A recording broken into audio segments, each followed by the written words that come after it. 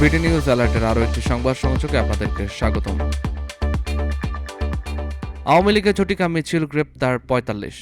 কুমিল্লায় আওয়ামী লীগের ঝটিকা মিছিলের অভিযোগে ৪৫ নেতাকর্মীকে গ্রেপ্তার করা হয়েছে। শুক্রবার রাতভর জেলার বিভিন্ন এলাকায় অভিযান চালিয়ে তাদেরকে গ্রেপ্তার করা হয়।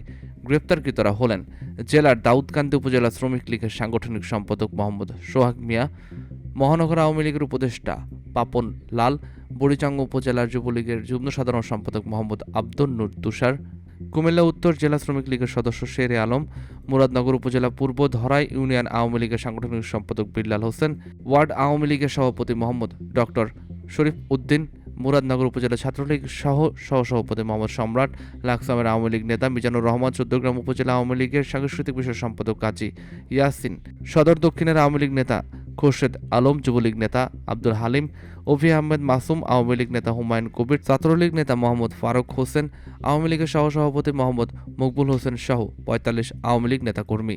এক প্রেস বিজ্ঞপ্তিতে জেলা পুলিশ জানায়, নিরাপত্তা বিঘ্ন, জনমনে আতঙ্ক সৃষ্টি ও রাষ্ট্রবিরোধী কর্মকাণ্ডে জড়িত থাকার অভিযোগে পুলিশ অভিযান চালিয়ে ৪৫ জনকে গ্রেপ্তার করেছে। গ্রেপ্তারকৃতরা কয়েকজনের কাছে জানা যায়, বিদেশে পলাতক কার্যক্রম নিষিদ্ধ সংগঠনের কয়েকজন নেতা তাদের নিজ এলাকায় অর্থ পাঠিয়ে সরকার পতনের জন্য ঝটিকা মিছিল সহ জনমনে আতঙ্ক সৃষ্টি করাচ্ছে। এই নিষিদ্ধ সংগঠনের অর্থায়নে শুক্রবার ১ মিনিটের এই মিছিলে কুমিল্লার বিভিন্ন থানা এলাকা থেকে টাকার বিনিময়ে লোক সংগ্রহ এবং গাড়ি ভাড়া করে ঢাকা চট্টগ্রাম মহাসড়কে একটি ঝটিকা মিছিল বের করা হয়।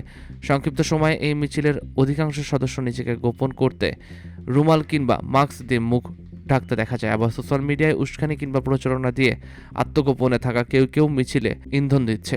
রাষ্ট্রবিরোধী অপরাধমূলক কার্যকলাপের মাধ্যমে জননিরাপত্তা বিঘ্ন ও এলাকায় বিশৃঙ্খলা সৃষ্টি করা এই সদস্যদের বিরুদ্ধে আইনগত ব্যবস্থা প্রক্রিয়াধীন রয়েছে।